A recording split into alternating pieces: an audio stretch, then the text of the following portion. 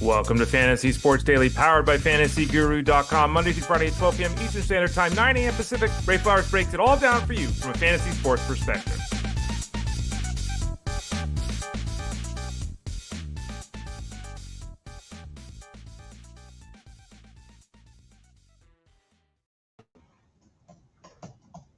Welcome to Fantasy Sports Daily. I am your host, Ray Flowers. Thanks for joining me today. Thanks for joining me every day that you do. The days that you don't, hopefully you catch us on demand. You can always find the show at FantasyGuru.com. You click that subscribe tab in the top right corner to sign up for anything. But as you're aware, this product is free. The Fantasy Sports Daily Show, which is Monday through Friday at 12 o'clock Eastern Standard Time, that's totally free. So you just go to FantasyGuru.com. You click the Elite Plus tab at the top of the page. You can always find the show there. And it's no charge. So check it out there in podcast form. You can type in Fantasy Sports Daily to your podcast network. That's obviously free. You can watch us on Twitter X at Fantasy Guru site. You can watch us and listen to us live at Facebook.com/FantasyGuruHQ. You can watch and listen to us live on YouTube at YouTube.com/@ElitePlusNetwork. On Elite Plus Network on YouTube at Fantasy HQ, at Fantasy Guru HQ on Facebook. Let me just say it again so it's very clear. If you go to Fantasy Guru site on Twitter X, you can watch us, listen to us live, and ask questions and leave comments. You go to Facebook.com/FantasyGuruHQ. You can watch live, listen, and leave comments that we'll see throughout the show. If you go to YouTube.com/@ElitePlusNetwork, you can leave comments that we will see and address throughout the show. So those are the ways, the three of them, to get involved with us here on the show. You have a question, you can ask it. You have a comment, you can leave it. We'll address them throughout the show in those three spots. Obviously, if you're going to FantasyGuru.com or your podcast network, you're listening on demand somewhere. Obviously, you can't be answering questions at that point. You can always ask questions, though, in Discord at FantasyGuru.com. And if you do that, we'll answer those. Again, click that subscribe tab in the top right corner to get signed up and have at it. You'll get access, or you could get access to all of our wagering, all of our DFS, all of our seasonal. There's 3 packages you can put together and have one. You can get each one separately. You could get access to the articles and the podcasts and the live streams and the Discord rooms for all of that. Click that subscribe tab in the top right corner. What are we talking about today here on the show? We got a lot to talk about today. Today on the show, it's a Friday. Got a little show and tell later per Russell Clay, who hopefully will join us in about 25 minutes. He always joins us about 12:30 Eastern Standard Time on Friday. The show and tell, Angelo, is not Pete Carroll. No. Pete Carroll, by the way, for those that missed it, did sign with the Raiders to be their head coach. Was it 3 or 4 years? There is already a rumor saying that he and Russell Wilson might reconnect with the Raiders. So we'll continue to watch all that. But no, Angelo, we will not be talking about Pete Carroll other than that mention right there. What we will be talking about on the show is pitcher workloads. There's an article up at FantasyGuru.com, which, of course, if you sign up at FG, you get access to that article and all the other articles. I've said this a lot. And to date, we're keeping the train rolling. We're basically putting an article up every day. Not guaranteed because you never know, but that's basically what we're doing. And there are even some days coming up where I think we might have multiple articles. So we're just rolling along, cranking articles out. And one of those articles that we just posted was pitcher workload. So we'll discuss that a little bit here on the show. We'll also talk about a bunch of scenarios, including some pitcher Spencer Strider update. We got a Dylan Cease update, Pete Alonso update. Jurickson Profar made a signing. Bullpen movement. Ryan Presley maybe on the move. Carlos Estevez possibly finding a team. John Gray potentially closing. We'll talk about that. Guys like Jack Flaherty and Colson Montgomery also get a mention here before we talk to Russell. And we'll talk to Russell about Anthony Richardson, who we've talked to him about before, but now we're getting reports about Richardson working with the quarterback guru for mechanics.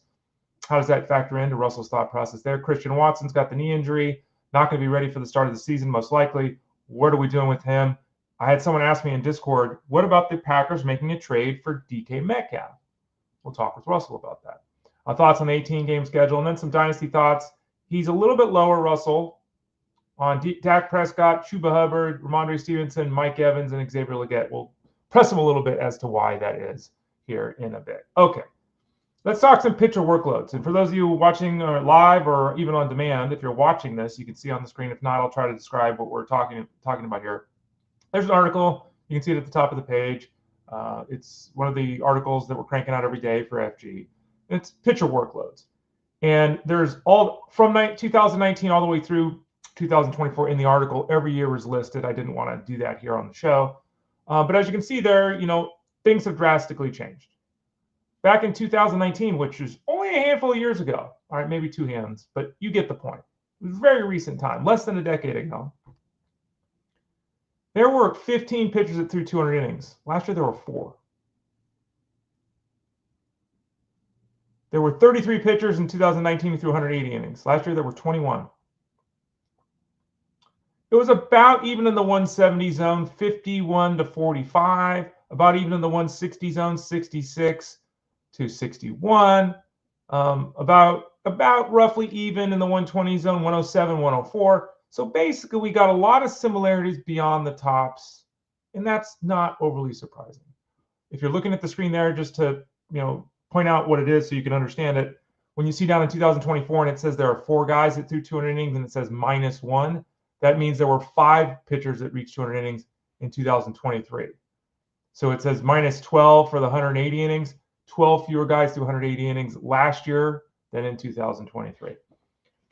If we go back from 2019 to 2009 or 1999, these numbers get even crazier. You know this. The bottom line is those top-end guys that you used to say, I'm going to draft this guy, I'm going to put him in there, he's going to give me 200 innings, he's going to give me 220 strikeouts, he's going to win me 14, 15 games, let's go. Those guys are almost impossible to find. And the guys that have done that for years, like a Garrett Cole, they don't do it anymore. And not a lot of these youngsters that we look at can have a legitimate support for the position of they're going to become that guy. Teams just don't do this anymore, right? We have 6-man rotations, we have tandem starters, we have bullpen games, we have openers, we have all of these things. And it drives us all batty. It drives me batty, especially when I'm trying to write a DFS article. Don't even know who's going to be pitching sometimes that morning of the game. So the idea of 2-start pitchers is messy because we don't always know when a guy's even making 1 start in a week.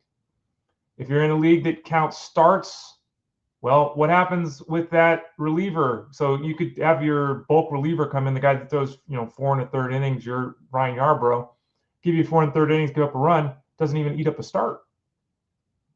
If you have a closer, Ty Holton last year at the end of the season was occasionally working the 8th inning, occasionally working the 9th inning, and sometimes opening games.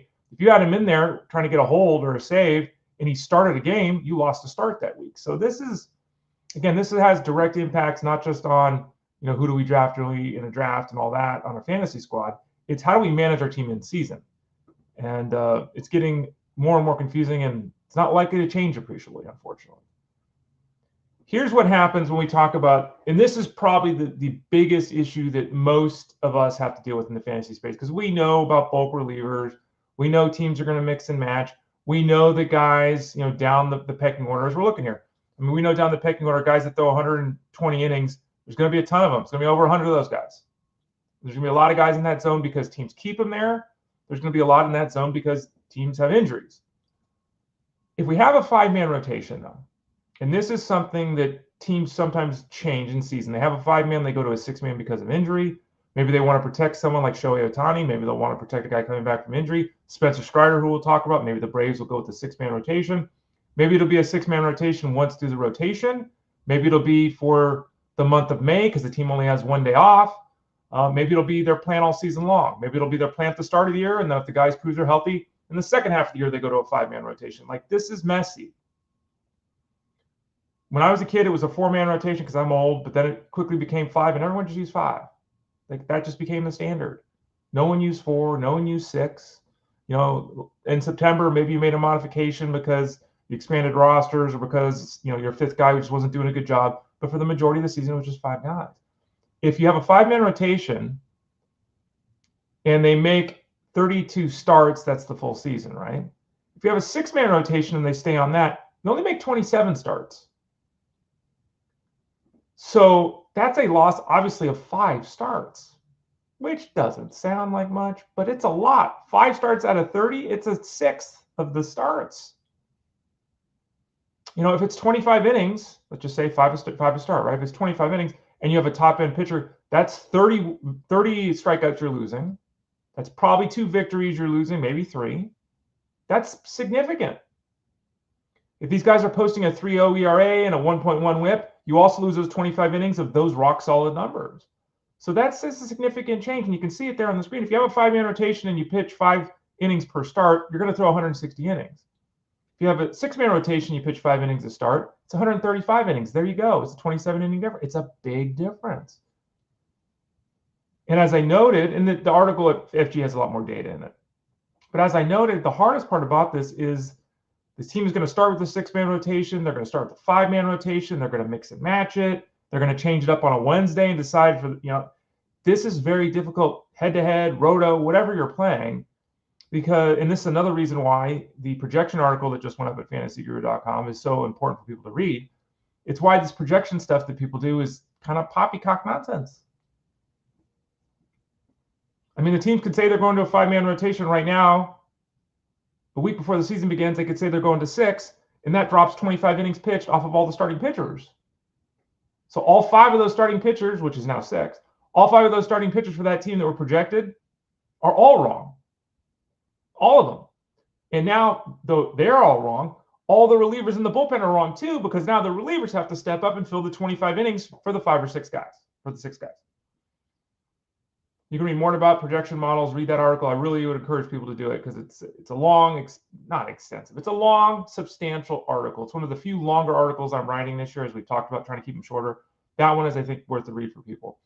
So factor this in when you're looking at projections. What's the workload going to be? Certainly factor it in when you're paying the price of players on draft day. Certainly consider it where you're putting a rotation and a staff together. How are you building that staff? In the old days, you could pile on a bunch of relievers. Now, do you have to pile on more starters? Well, in theory, you do because you need the innings. But they're not throwing 5 innings a lot of the time, so not even qualifying for a victory. That's a problem. They spread it out, so we end up getting a bunch of 22-year-old minor leaguers called up that aren't really ready, but they make 2 or 3 starts. Do you want to be using those guys? Not really. So the role of the bullpen, in theory, really hasn't changed that much in general.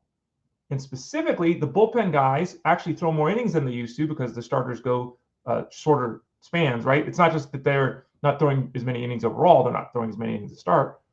Bullpen role is very important. It's why we include it in the Smash Report at fantasyguru.com.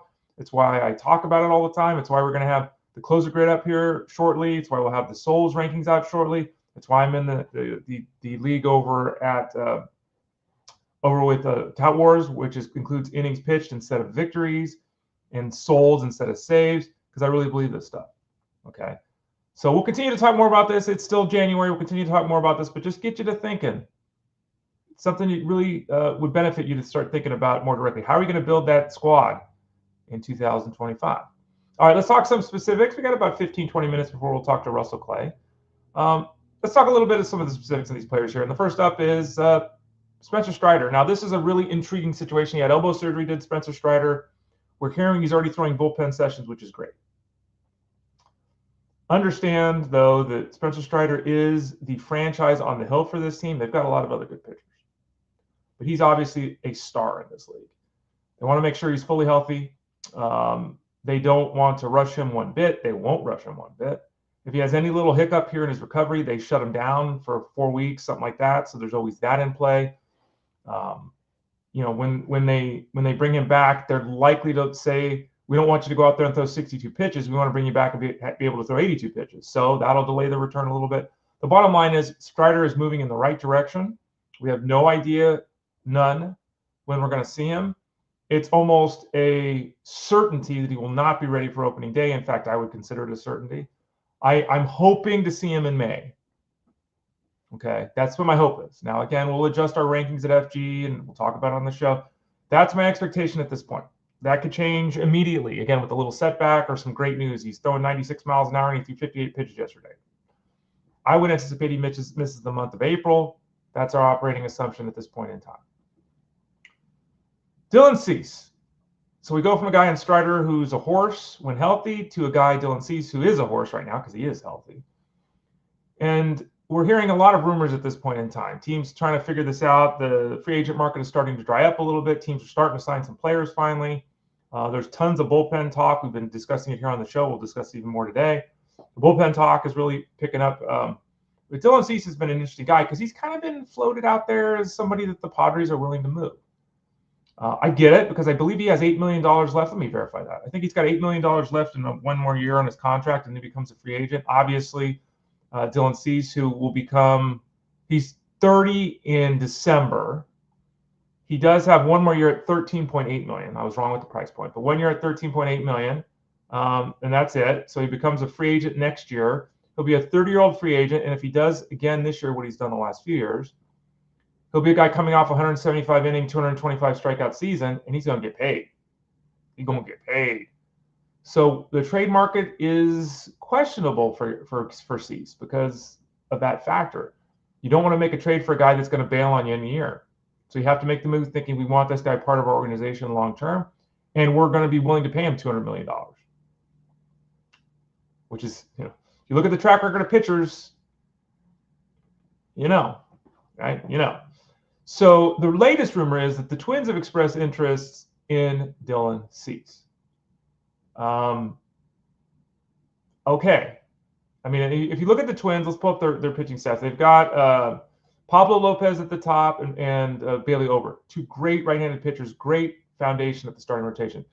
Joe Ryan is a phenomenal pitcher. He missed the end of last season with injury, but he should be fully fine. So that's a trio of right-handed pitchers that are pretty dynamic. Now, the problem they have right now, the Twins, is it currently lined up, they probably have Simeon Woods Richardson and Chris Paddock as their fourth and fifth starters. They're all right-handed. Dylan Cease, obviously right-handed. They need some diversification here. Having an all-right, you look at their bullpen right now, I'm looking at the Twins bullpen right now. As of right now, on the projected Major League roster on opening day, the Twins have one left-handed pitcher. That's atrocious. That's atrocious in this day and age. So anyway, they don't really, I mean, if they were to add Lopez, Ryan, Ober, and Cease, wow. Like that's as good a right-handed foursome as there is in baseball. That's as good a foursome as there pretty much is in baseball. If all those guys are, that's pretty dynamic. So I can understand why they'd want to do that. Might be a little bit overkill. And again, they'd have to feel somewhat confident that, Dylan Cease would potentially sign there with them long term. But interesting to think about. Wherever Cease is at, he figures to be a stabilizing force in the workload and strikeout departments.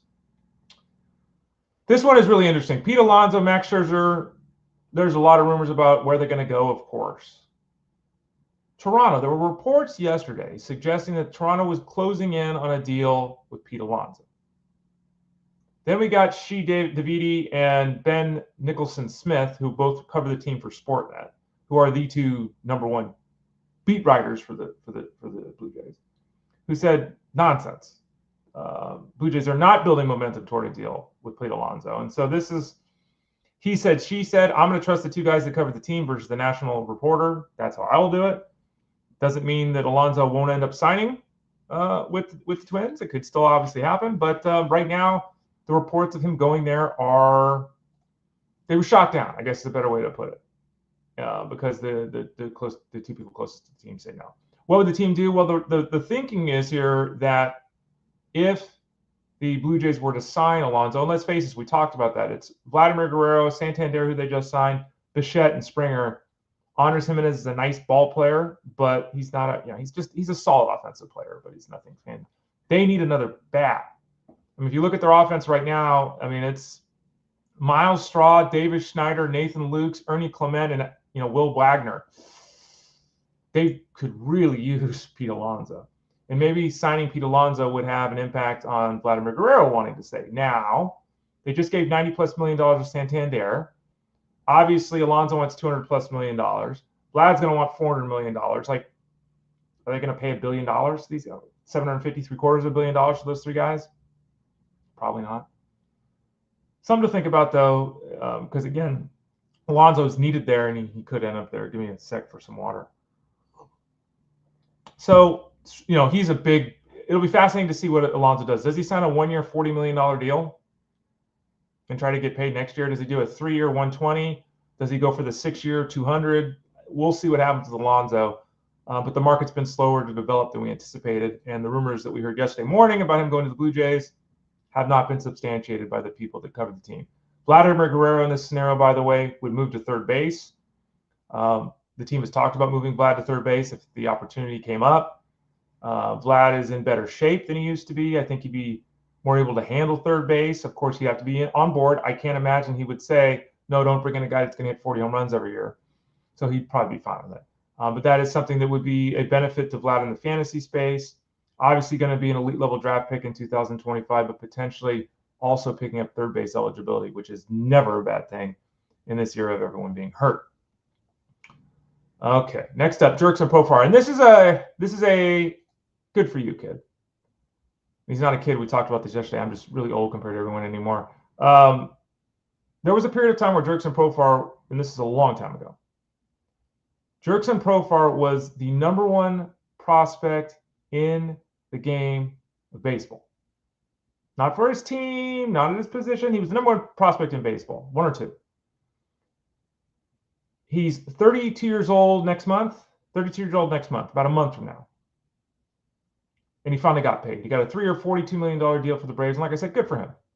Because for a decade plus, we all have, you put your hand up if you've had him on your team at some point. Not last year, but prior to last year. Everyone's had Jurickson Profar on their team.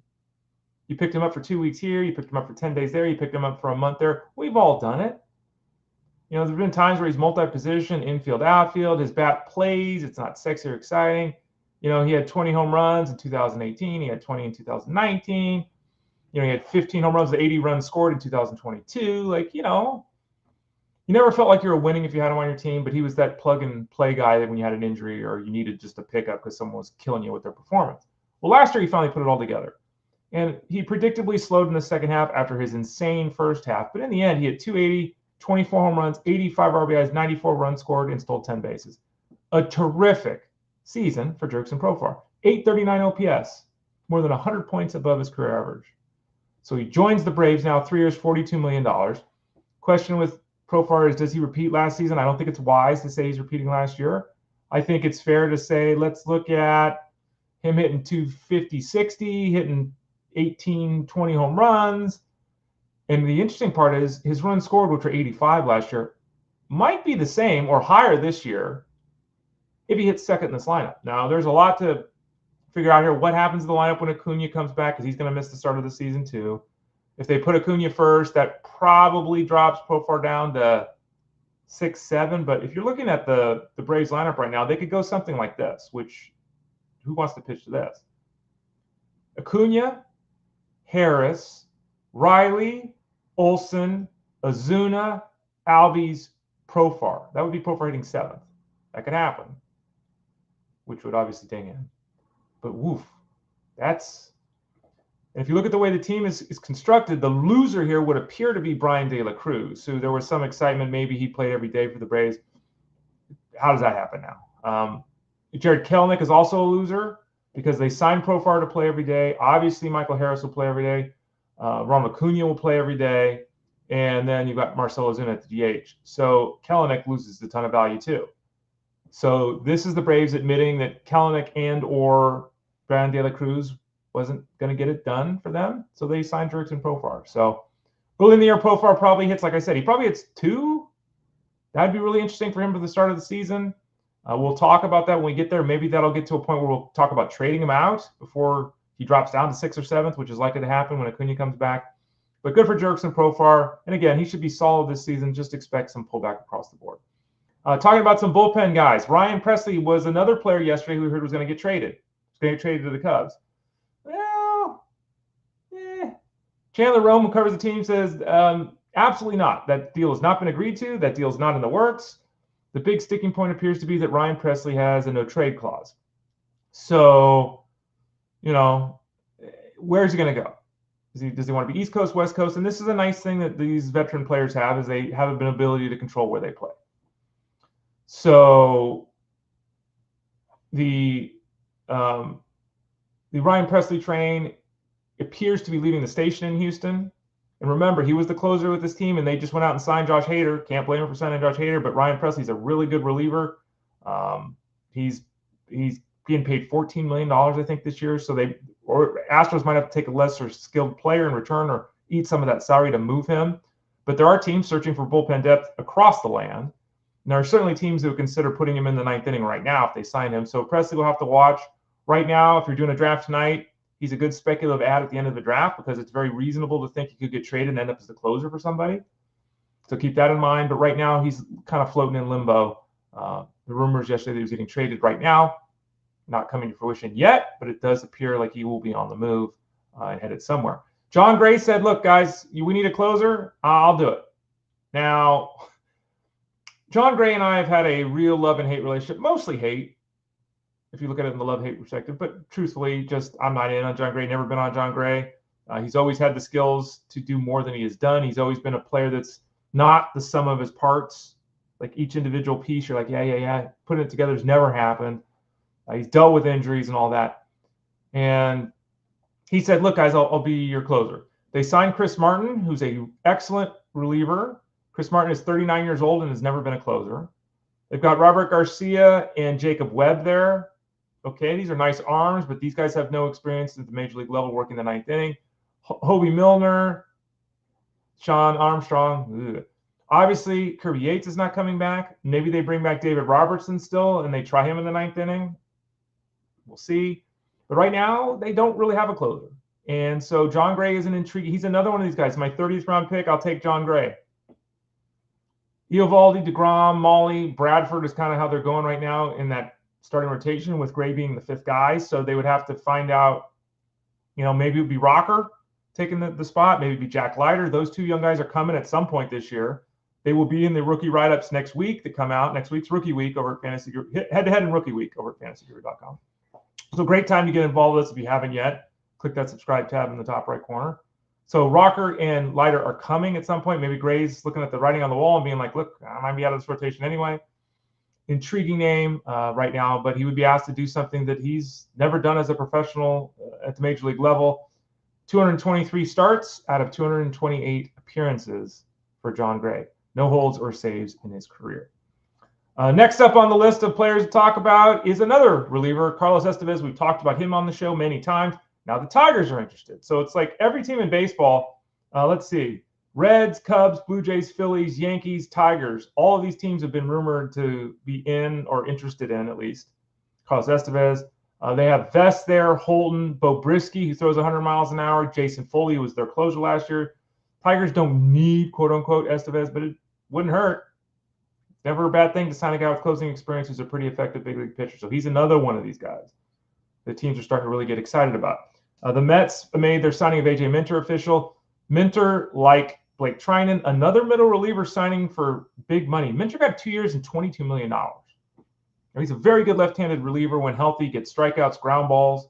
$22 million for 2 years for middle relievers. Middle relievers getting paid finally. A lot of players don't necessarily get paid. Middle relievers get paid because teams realize, as we talked about earlier, they need those innings out of the bullpen because they don't get them out of the rotation. Jack Flaherty was on a podcast the other day, and he said, hey, look, I'll go back to the Tigers. And frankly, I think Flaherty will go anywhere where they'll pay him at this point. Let's be honest about that. His market's been less than warm, I guess. I don't know the ins and outs. Maybe he's gotten offers he hasn't liked. Maybe the actual offers haven't come. Maybe people are worried about physicals with him. Maybe people are worried about his personality. Like, there's a lot of things going on here. His performance last year was excellent. He did slide down the stretch. Maybe that's a concern for some of the teams looking at things as I would and say, look, he's a good pitcher, but not the star he was in the first half. The bottom line is got to get him signed before training camp or spring training begins. We don't want a Montgomery/Snell situation to occur with Jack Flaherty. We don't want that. And finally, before we talk to Russell Clay, Colson Montgomery, who was a big-time disappointment last year for the White Sox, had a horrible season down in the minor leagues. Their number one offensive prospect and somebody that they came out and said, GM Chris Getz said, look, he basically said the following. Our team sucks. We know our team sucks. And so this guy's a talented player. We want him to be our shortstop of the future. If he has a good spring, he's going to make our team. So we'll have our scouting report with him next week. We'll have where he ranks in the top 50 rookies in fantasy for this season. That list will be updated as we go throughout the spring, by the way. Those will come out next week. But Colson Montgomery, again, 30th round draft pick in your mixed league. If you want to go crazy, okay. I think that's being super aggressive because last season was such a mess for him. But he is an elite level player. He is a potential all-star level player at the major league level. I would not be drafting him in anything other than an AL-only league right now. But a name to remember, no one's talking about Colson Montgomery right now because of down last year. But if he has a hot spring, remember, you heard it here first. No, everyone will be talking about Colson Montgomery. All right, so there's our view of baseball. It's a Friday, and on Fridays we talk to Russell Clay, and we have a good time talking to Russell Clay. Russell Clay at fantasyguru.com. He's our Dynasty guy over there. He does food reviews.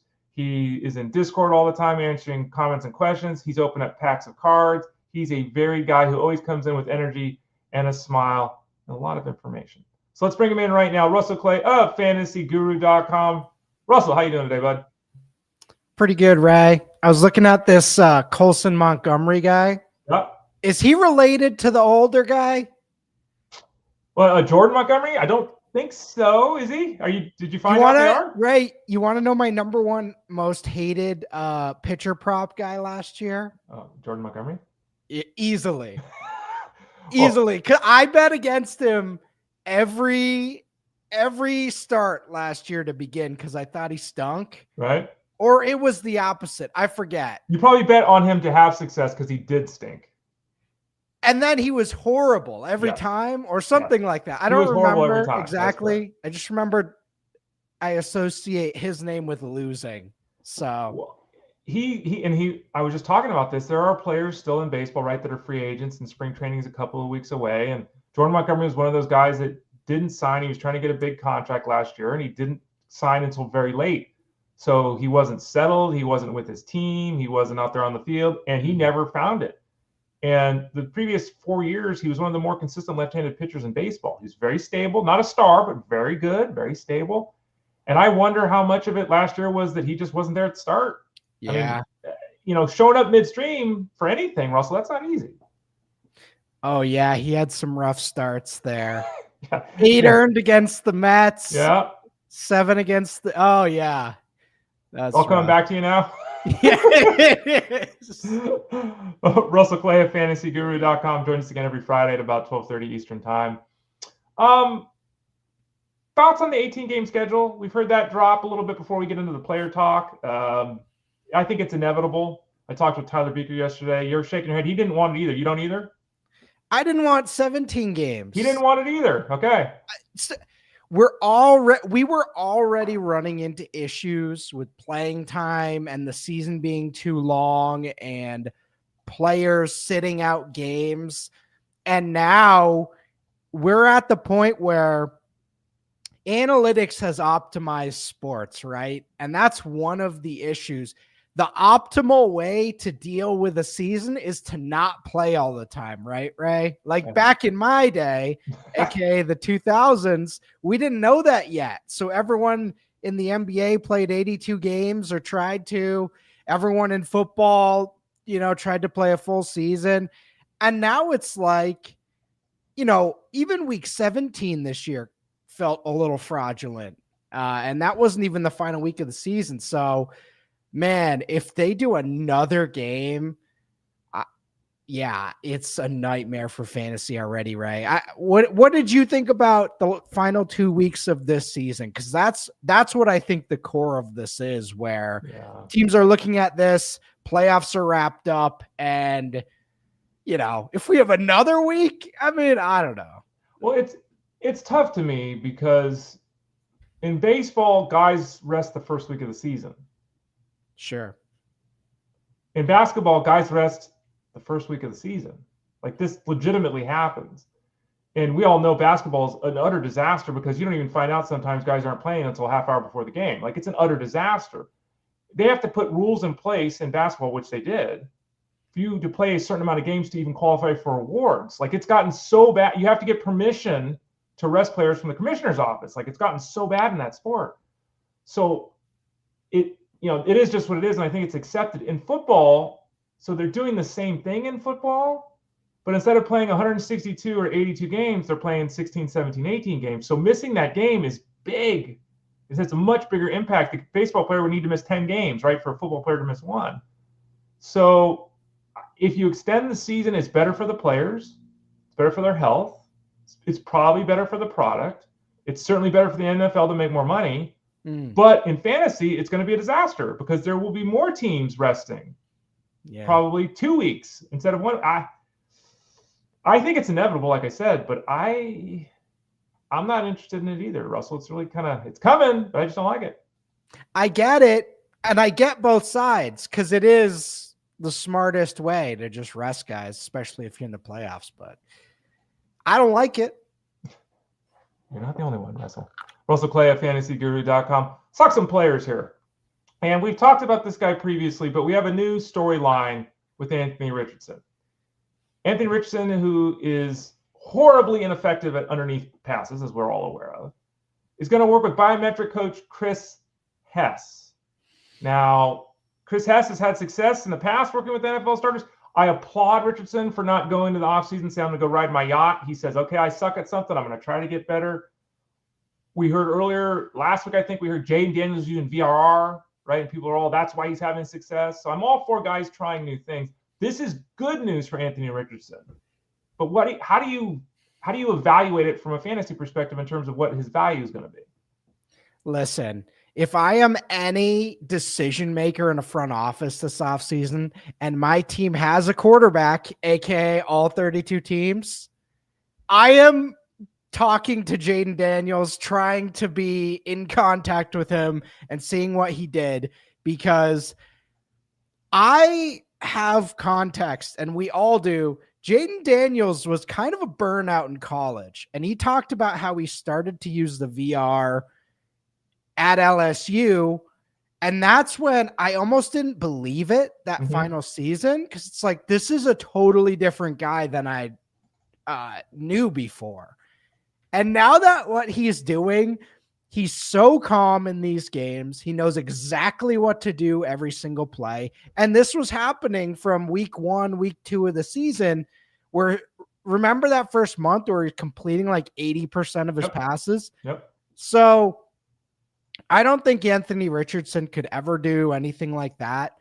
But if I'm Anthony Richardson, I'm trying to talk to Jaden Daniels, get my SEC brethren to help me out here and give me some tips, because, if AR can become even, 10% more accurate or whatever, the game slows down even slightly for him. I mean, that's a totally different quarterback.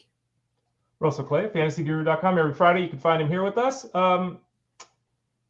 Christian Watson, knee injury. Yeah. So let's talk about him before I have a secondary question on him. Christian Watson, in a dynasty scenario, I looked at the rankings. He's not exactly ranked high anymore, Russell, and I get it. We all know what could be, but at some point, you just have to admit the guy's been injured 14 times. What are we doing with Christian Watson in a dynasty or keeper scenario? Is he a target? Is he a hold? Is he a who cares? What do you think? He's a guy where if he slips 5 rounds in a startup and he's the top guy in the queue and nobody's picking him, I'll take a shot. Okay. But I'm not reaching. I'm not trading anything of significant value. I'm not messing with that player at this point, and it's nothing truly personal. We did see Debo have this type of career, and then he had some huge years in San Francisco, so it's not unheard of for this archetype to break out. But he's in Green Bay. He's having every opportunity to become an elite asset. I love Matt LaFleur, even though the Packers did have a brutal end to the season. It's the injuries, it's hamstrings, it's all these weird lower body injuries. I'm not sure these get too much better. And at a certain point, this becomes more of a mental game than a physical game. And if he doesn't have the right people around him, this is going to go south really quickly and his career might be over. So there are ways to rehab this and rehab your brain with injuries, but this is 3 straight years of constant injuries. So I don't know. It's rough. He's got that ACL injury now, and the reports are strongly suggestive that he won't be ready for week 1, which makes a lot of sense. And remember, like Russell mentioned, he's always had all these lower body injuries, hamstring this. Dude's legs just don't seem to work right. But anyway. Someone asked in Discord, and it's an intriguing thought. Well, Ray, DK Metcalf, why don't the Packers make a trade for DK Metcalf? So my quick response, and I wanted to go in more detail with you, Russell. My quick response is, well, NFL trades are hard. They don't happen. I mean, we do it in fantasy every day. They don't do it in the NFL very often. Metcalf has, got a pretty decent contract this year, but then he becomes a free agent. So whoever makes a move to trade for him, or it's a one and done thing, unless they can sign him to a long term or sign him to an extension.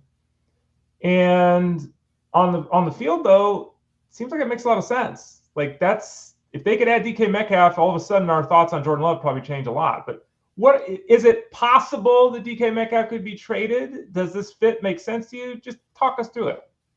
Could he be traded? Yes. I do think his ego took a hit this year with Jackson coming in, and I think they were subtly saying, the coaching staff, hey, I think this is the guy.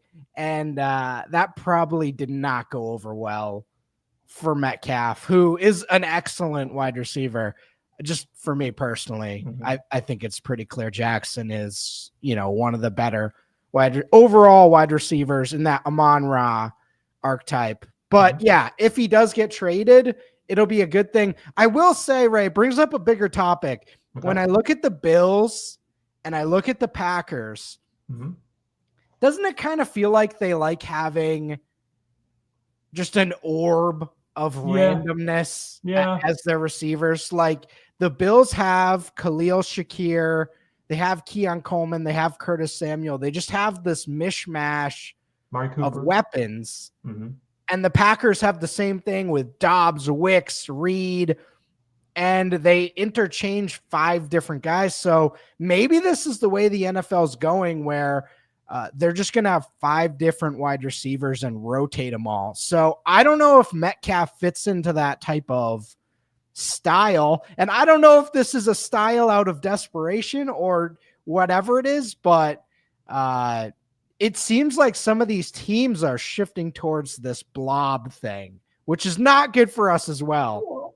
Like the Steelers have that. I mean, and their number one guy Pickens is a lunatic. The Chiefs in some respects have that. Now Rashee Rice went down with an injury, so they were kind of fortunate that, but they for years have kind of just had a grouping. And I don't know. I've said previously, like with the Packers in particular, if you got 6 guys, you don't got anybody. That's how but like you're saying, these teams Packers win double-digit games every year. Steelers win double-digit games. It works. It's frustrating as a fan. It's frustrating as all hell as a fantasy player, but it works. Russell Clay at fantasyguru.com. Dak Prescott. Looking at the Dynasty rankings over at fantasyguru.com, you got to look. Dak Prescott's not ranked very highly here. Talk to us about why that is. Purely injury, age, uncertainty with coaching staff, front office, player movement. Talk us through that, because I think most people look at Dak Prescott and remember the guy throwing for 4,000 yards and 35 touchdowns, and they're like, that guy's healthy. He's quarterback 9. That's cool. What do you think? So, for me personally, I thought of Dak Prescott as not a run-first quarterback, but a guy who could always get major upside in the running game, and that was true his first couple years. But we all remember that 2020 injury where he only played 5 games and, got really banged up. He hasn't, the last 4 seasons, he hasn't gone past 250 rushing yards. So that's a wrap. That's over. Right. This Dallas offense is in complete rebuild at this point. They can't fake it anymore. This was the end of that. He does have CeeDee Lamb, and he does have some good passing numbers, but overall, I don't know how much fantasy upside there is left, especially compared to some of the other guys. He's not mobile anymore. So he's kind of shifting to a Matt Ryan-y type, Phil Rivers, like these types. That's where he's at this point in his career. So will Dak Prescott be a fine super flex guy for the next 5 years? Probably. He'll be able to get you 10 to 15 points every week, but it's not what it once was. It's actually far removed. So Russell Clay at fantasyguru.com. Russell, Chuba Hubbard. He's an interesting case in the Dynasty League because he did get a contract extension. He was good last year, and he was pretty darn good this year, given everything that was going on around him. You know, Jonathan Brooks hurt his knee yet again. Like, Hubbard's not very high in the rankings. Talk us through this one. Is this more about just where the offense is at overall and concerns about Bryce Young and, you know, kind of a ho-hum offense, uncertainty at the wide receiver position too, I guess? Talk us about Chuba Hubbard. So the Panthers moved on from Chuba Hubbard. They drafted Jonathan Brooks in the second round of the draft. Right. Jonathan Brooks was not available to begin the year, and Chuba Hubbard did the Zach Moss. Remember Zach Moss when he subbed in for Jonathan Taylor last year? And he played a heroic effort to save his job. And he did an amazing job. He got an extension, and then Jonathan Brooks comes back and gets banged up again and injures that same knee in a major way, which may end Jonathan Brooks's career. But I can't get out of my mind that they did move on from him. Now, the fact that they've kind of taken him back, you know, we can debate if that's a healthy or dysfunctional relationship we got going there. But in terms of Hubbard himself, I don't think they really have an allegiance to him. He was great this year, but heading into this draft with a lot of good running backs in it, don't be surprised if they draft someone. Rhamondre Stevenson has been the number one back for a couple of years with the Patriots. And, you know, maybe it was because they didn't really have anybody else, but they signed him to a little bit of a deal too. And late in the year, he's getting benched for, you know, fumble problems, but then the head coach gets fired and things are changing, new OC. Like, where are we at right now with Rhamondre Stevenson? It still seems like he's the number one guy, and it seems like things are likely to get better offensively for this team. Is this we're starting fresh with the new guy because we have a new coaching staff kind of coming in, or are we still have concerns with Rhamondre Stevenson? Your guess is as good as mine, Ray. I have no idea. He is a 26, 27-year-old running back, totally in flux in a new system. Now, we have seen some of these running backs get new coaches and thrive due to optimized play calling. So that could be a definite possibility next year. I mean, it can't get worse than what the Pats were. He had at least, you know, 5 to 10 great plays called back by holding last year. That Pats offense was a nightmare. Right. But it doesn't change the fact that there's new coaches. They're going to want some of their own new guys. They're going to want their own little brand in there. If Rhamondre Stevenson isn't the style they're going for, you know, they could go draft 2 190-pound guys and use both of them. So we'll see. But I'm not too optimistic. I mean, in theory, Mike Vrabel, I don't know how involved Mike Vrabel is going to be in offensive play calling. But Mike Vrabel's, I mean, his track record, maybe again it was because he had no choice, but his track record is 20 to 17 games and grinding it out. And so you would, in theory, if they don't make that move on the draft or they don't make a signing, in theory, there are 30 carries, receptions for what running backs coming down. Like that would probably be in theory, but a lot can change between now and week one. So I get your point. Maybe I'm just hoping for a little light of positivity because I have him on my Dynasty team. So I'm really hoping. Nick Chubb's apparently gone, and I got Kareem Hunt, but he's at the tail end. So I'm really hoping I can get a little bit more out of Rhamondre Stevenson. Kamani Vidal didn't do his thing this year. Boo, Kamani Vidal. I really need Rhamondre Stevenson to be running back 23 next year, Russell. Oh, I think he can do that. Okay. We can get there. Okay. Right. Russell Clay at fantasyguru.com. Mike Evans. I remember the old Bill Walsh, get out a year early than a year late line of thought. And, you know, there's a lot to be said about that, especially in a dynasty league. Mike Evans is 5,000 years old for most people who play dynasty leagues, right? Now, the positive thing with Mike Evans is we saw him on the football field, you know, tying Jerry Rice and his teammates mobbing him. He's making millions of dollars, had another strong season. Baker Mayfield went to the moon.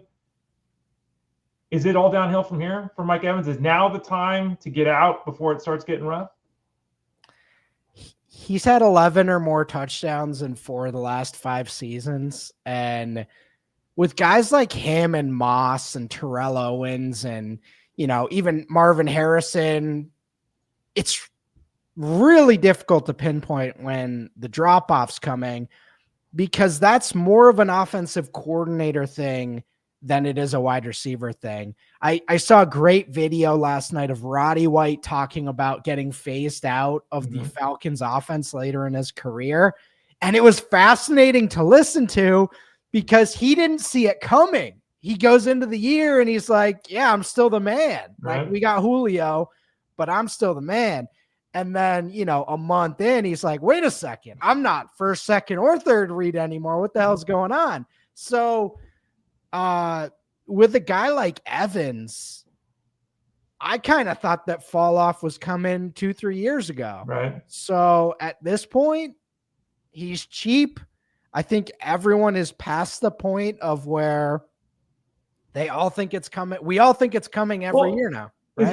Is the answer then to my question? Don't trade him, because I would hold. Just write it out now, and whatever happens. He's still going to give you 1,000 yards and 9 touchdowns. You're not getting a lot for him, and if you're a contender and you can get, even if it's 800 yards and 9 touchdowns, I'll take it. So, I would just hold at this point. Again, this isn't the strategy most folks do, but at this point, with guys like Derrick Henry and Evans and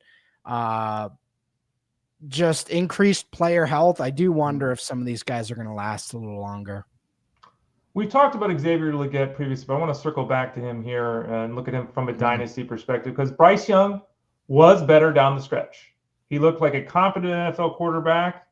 The offense moved a little bit. We talked earlier about their backfield, but let's talk here about the wide receiving core. Adam Thielen's not getting any younger. He can still catch a pass, move the chains and all that. But Jalen Coker had some nice moments this year. How far does he develop? David Moore, never been more of just a guy than David Moore. So there's not really, there's no alpha in this receiving core. And they drafted Leggette hoping he would ascend to, a guy catching 5 or 6 passes a week. What did you see out of Leggette? And you nodded your head with Coker. Is Coker the guy that intrigues you more?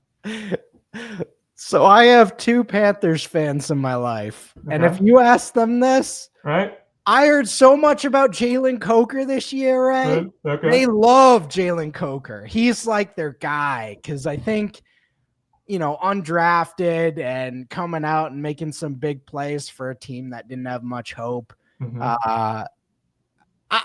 I think he's going to stick around. And, it's funny because they have Adam Thielen, the most notable undrafted wide receiver of the last decade. So their theories are Adam is bringing the new one along. Okay. So I like it. I do like Coker, and he's still free. So I like him.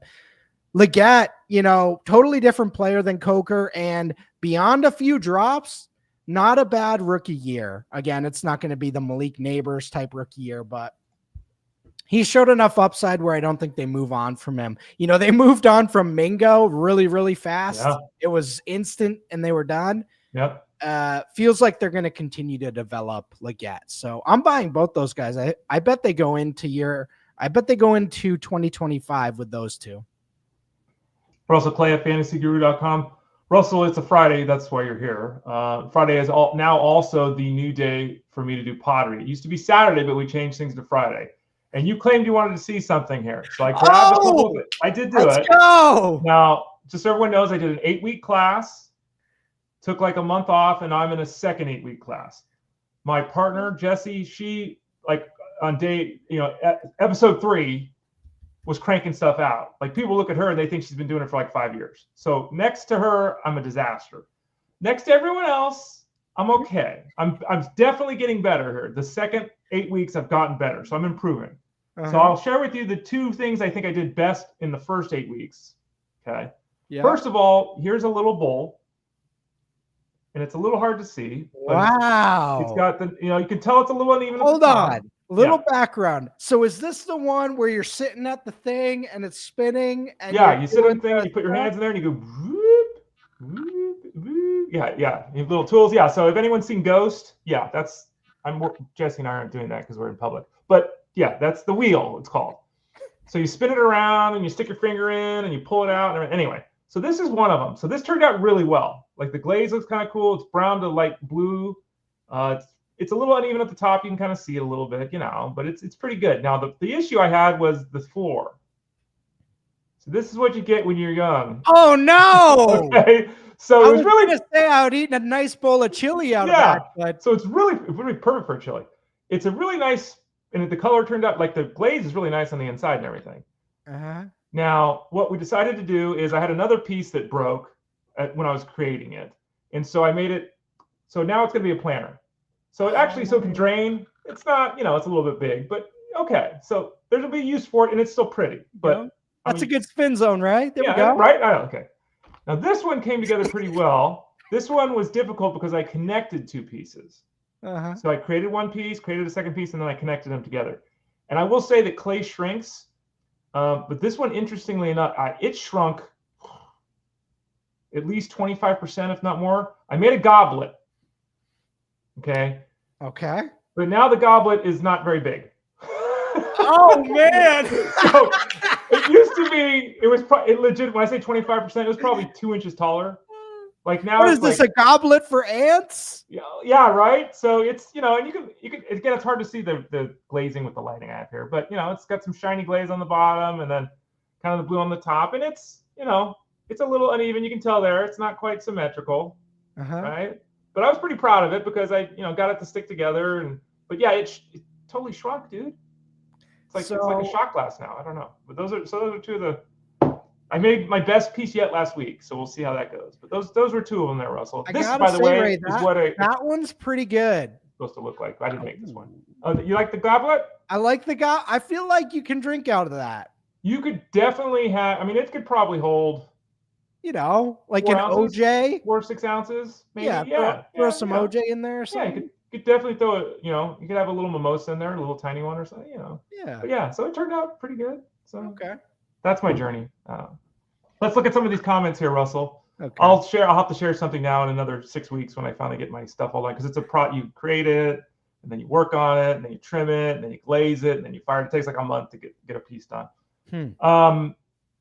We were talking earlier about pitcher workloads, and Angela brings up Old Hoss Radbourn. You a fan of Old Hoss Radbourn, Russ? The fact that average pitcher today throws about 180 innings if they're really good, and back in the day this dude threw almost 680. You ever look at the old baseball numbers? 680? What were they doing? Well, back in the day, the baseball was different. When they started, the mound was 50 feet, and they used to throw underhand, and they had to throw the ball where the batter wanted it. And there used to be 9 balls to walk a guy. Like, there was a bunch of different roles, but he threw 678 innings in 1884. The year before, he threw 630 innings. 73 starts? Yeah. 73 of his 75 games he started. So the teams back in the day would have 2 pitchers, and they would just. But yeah, Old Hoss Radbourn. There's a great Twitter account with Old Hoss Radbourn. It's not obviously him because he's been long dead. Oh, the old 1.38 ERA on 73 starts. Pretty good, Ray. Which now, if you have a 2.4 ERA and you make 30 starts, you're making $50 million. Yeah.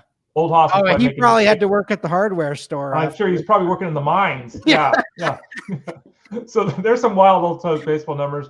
Angela says Spencer Schwellenbach is one of his top targets, the youngster with the Braves. I think that's a good call there, Angelo. David P. has a question here, and it's a baseball question. Usually ask a football question, Russell, but a baseball question. Ooh. And this one is, how much different is minor league pitching versus major league pitching? And usually how long does it take a rookie to adjust? Next week at fantasyguru.com, the rookie rankings come out, the rookie scouting reports come out. So I'm going full Russell Clay next week. So all that'll be broken down next week at the website. How long does it take a rookie to adjust? I think it's totally different. And this is one of the more confounding things in football. It's X's and O's. You run a route, you get a handoff, you block left, you block right. It's easier in that respect. Now, we were just talking about guys like Jonathan Mingo that the scouting committee, sometimes they just miss, right? So it's not easier to get hits. But the game itself is much more straightforward. In baseball, you've got guys coming from foreign countries. You've got 18-year-olds. You've got 22-year-olds. You got guys that went to college. You got guys that didn't go to college. It's impossible. Mike Trout sucked his first season. It's impossible to say, which is the agony and the pain and the adulation of the rookie situation. Rookie pitching and major league pitching is totally different. Everyone in the minor leagues has the stuff. Usually they don't have the location. That's usually the problem. And when you're talking about baseball, about that much making the difference between a home run and an out, or even less if you're talking about the actual batted ball, there's a massive difference in pitching. Guy might throw 98 in the minor league level, but he locates it this much more, that 2 inches out over the plate, versus the guy in the big league gets it out in the black, totally different. So it's that age-old question, Russell, that we all try to get as analysts. And frankly, I say it all the time, we're not very good at it. And if you look at the NFL, they're constantly taking guys in the first and second round that flame out. Big time. And so was last year's rookie class really, really, really good? Like, they had Jackson Merrill. Yeah. I don't know if the hype was bigger than the actual performances. I just know the hype. Skeens. Right. And a few other people. It seemed Yamamoto. Yeah. It seemed like it was a really good rookie class. It was really good unless you drafted Evan Carter. Oh, God. Well, because Evan Carter got hurt and everything like that. Noelvi Marte, who we talked about, I got his card. Noelvi Marte and Evan Carter were top 5 for my rookie rankings last year. Carter hurt his back and played like 50 crappy games. Marte was suspended 80 games for PED use. Jackson Holiday, who was the number 1 prospect in baseball, was striking out literally every other bat and had to be demoted for 3 months. Jordan Lawler, who was a top 10 guy, had like 3 injuries and missed half the season. So not there really. There were huge hits, and that's the thing. They're always huge hits, and that's part of the struggle as an analyst and for people playing the game is that. And again, these articles come out, our history of the first round, history of rookies, all this stuff over at fantasyguru.com. The fact is, a lot of times it's the guys we're not really talking about. Like you were talking about Adam Thielen. Who the hell was talking about Adam Thielen when he was no one? He's out there going 80,000, right? It's the same thing in baseball. The guy that's ranked 107th right now in the rookie class, he's the guy that's going to finish 3rd in the American League Rookie of the Year vote. So we always have those performers. It's pinpointing which of them it's going to be, Russell. That's the hard part.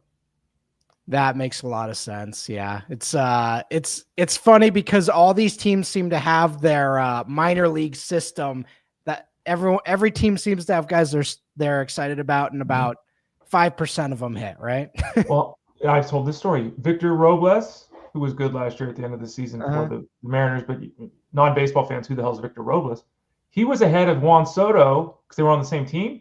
They both played outfield. He was ahead of Juan Soto according to scouts. Wow. Yeah, for like 3 years, he was ahead of Juan Soto. How'd that turn out? So it's and this is why I always say don't build around rookies in any draft. How did it go if you took Marvin Harrison this year? How'd that go? Bad. Terrible. Really bad. Terrible. He was totally fine as a rookie receiver. 800 yards, 8 touchdowns. Like he had a decent season, right? Terrible. It was a 15th pick overall. So yeah, don't do the rookie thing. It just doesn't work out very well. Finally, Russell, did you watch or at any point collect comic books, or are you a Spider-Man fan?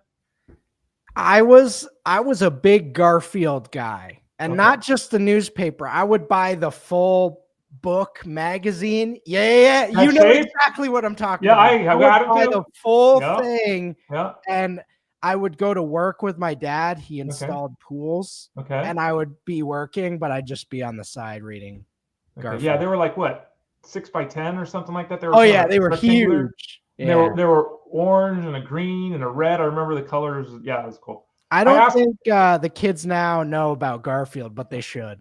They should. They probably just know him from the animated movies. He liked lasagna, by the way. I asked because Angelo said, because I said, no, I made a goblet, right?